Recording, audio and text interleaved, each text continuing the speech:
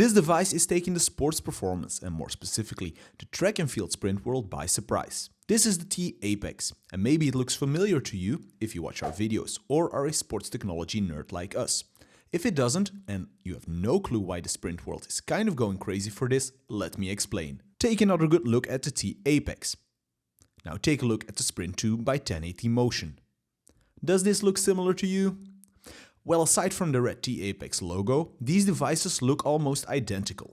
And that's the first reason why people are kind of making a fuss about it. It looks like T-Apex just stole the design of the Sprint 2, which to be honest hasn't been out for that long, but they gave it a very tiny twist of their own and put it on the market. Now why should we care? There are dozens of technologies and devices that get replicated or copied, so how does this differ? Well, that brings us to the second reason why people are really excited for this device, and that is its price. The 1080 Sprint 2, while still being cheaper than its first iteration, costs a whopping €15,000 or $16,500 VAT not included.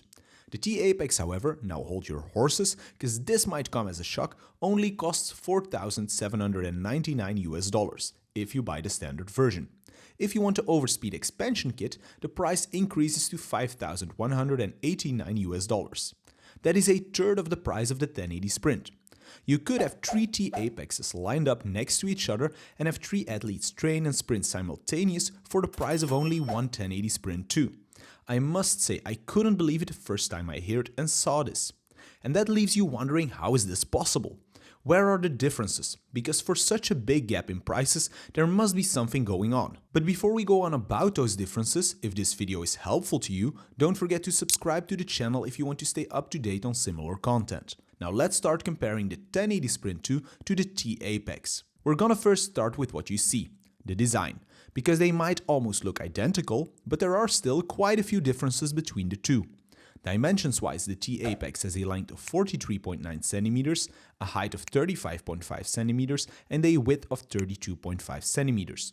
The Sprint 2, on the other hand, has a length of 27.4 cm, a height of 30.4 cm, and a width of 30.4 cm. That means that the Sprint 2 is quite a bit shorter, almost half the length of the T-Apex. Both devices have handlebars that can be extended and attached or detached. The Sprint 2's mechanism has a knob that is pulled backwards and slides in at different lengths, while the T-Apex's handlebar is a lever that can be jammed at any length. Now there are a lot more features on the outside that set these devices apart. The Sprint 2 has 2 buttons, one to turn on the device and the other is the emergency stop button. The rest of the controls, choosing training modes, etc., happen on the touch screen on top of the device. The T-Apex, on the other hand, has a lot more buttons and even a knob that can be rotated, but no screen attached to the device. This means everything happens through those buttons and knobs unless you have the tablet and app, which we'll come to in a bit. But first, some more design differences.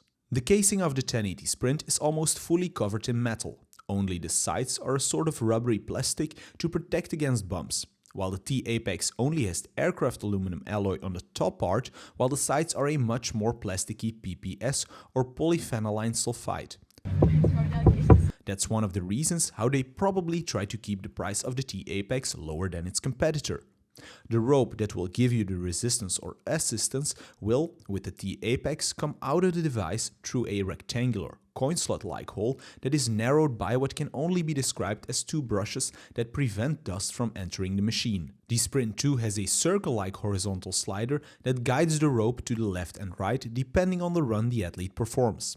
The rope itself is a bit thicker and of course red with the T-Apex, while the Sprint 2 rope has a smaller diameter and has the yellow 1080 Motion color. One final big difference between both is the fact that the T-Apex comes with a tablet that has the T-Apex Control app pre-installed.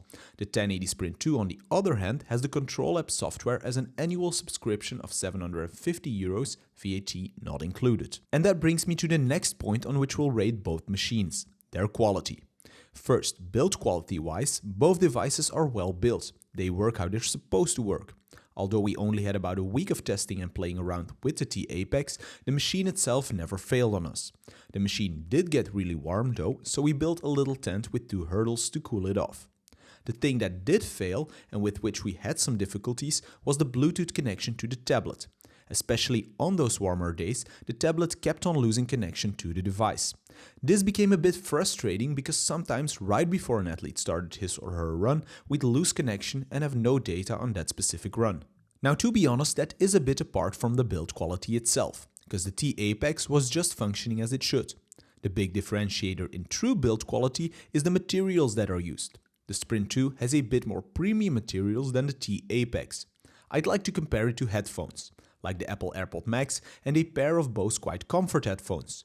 They both play music. Most people would rank the quality of the music fairly similar, but the materials used and the company name are the big differentiator that determine the price. And it kind of feels the same for the 1080 Sprint 2 and the T-Apex. They both do the same type of resisted and assisted sprint training. The athletes that got to run with it and that have tested both devices have described the feeling as fairly similar, but the build materials are better for the Sprint 2, and 1080 Motion has a bit more premium name and brand compared to the newcomer T-Apex. Finally, the quality of the data. Like we said, the tablet and software for the T-Apex comes included in the package, while it is an add-on for the Sprint 2. We weren't able to test both devices at the same time, so we're not gonna comment on how the data of both devices compare to each other.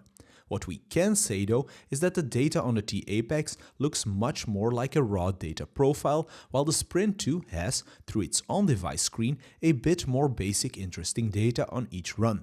You still have the option for the raw data on the Sprint 2 via the annual app subscription, but the initial picture you get looks and feels more organized.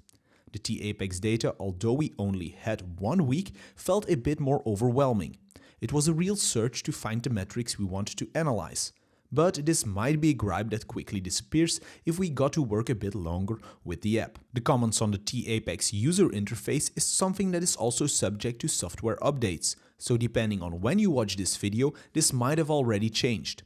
One big difference we almost forgot to mention is the way both devices do overspeed training. As said, this comes standard with the Sprint 2, while it is an add-on for the T-Apex. The 1080 Sprint 2 just has the same line you use for assisted sprints, retract and pull you towards itself for the overspeed training. The T-Apex, on the other hand, works via a pulley system that consists of an extra line, a pulley, and a cylinder and pin that needs to be loaded with a weighted plate. Due to the pulley, you are being pulled forward double the speed of the pull on the line. If you want low pulling speeds of 7 meters per second or slower, the T-Apex can do this on its own without the overspeed add-on. If you want higher pulling speeds, you'll need to use the extra overspeed system. A bit earlier we mentioned athletes describing the feeling of both devices as fairly similar. This feedback came from only testing resisted sprints.